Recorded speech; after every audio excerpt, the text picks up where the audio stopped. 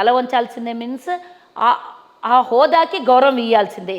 ఆ గౌరవం ఇవ్వకుండా అగౌరవంగా మాట్లాడినావు కాబట్టి చట్టపరంగా నువ్వు శిక్షార్హుడివే. రెండవ విషయానికి వస్తే, మేము చేసిన అభివృద్ధిని తట్టుకోలేక మా మీద వ్యతిరేకంగా మాట్లాడినావు.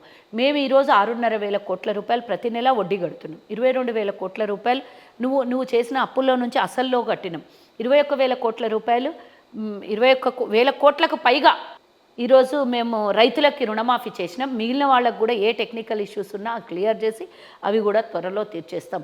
500కు నీ హయాంలో నీ కార్యకర్త కూడా 1,200లకు సిలిండర్ కొన్నాడు. ఈరోజు నీ కార్యకర్త కూడా 500కే సిలిండర్ని ఇస్తున్నాం మేము.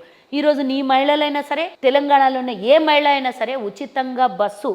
ఆ రోజు ఆర్టీసీ ఉద్యోగస్తులకు నడి రోడ్డు మీద పిచికారి పెట్టించి బ్యారిగేడ్లు వేసి ముళ్ళ కంచెలు వేసి కొట్టించినో, రోడ్ల మీద బట్టలు చిరిగిపోయిన వాళ్ళి అంతా చేసి 30-40 మంది చచ్చిపోతే నువ్వు ప్రగతి భవన్కి కొంతమందిని పిలిచి బిర్యానీ పెట్టినావు.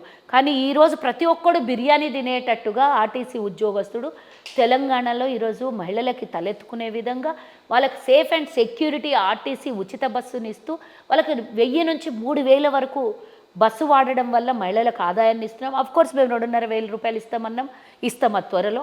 కానీ అదనంగా మేము ఇస్తున్నటువంటి ఆదాయం 1000 నుంచి 3,000 వరకు బస్సులు, అంటే ఊర్లలో నుంచి వచ్చే వాళ్ళు ఉంటారు, లోకల్లో తిరిగే వాళ్ళు ఉంటారు.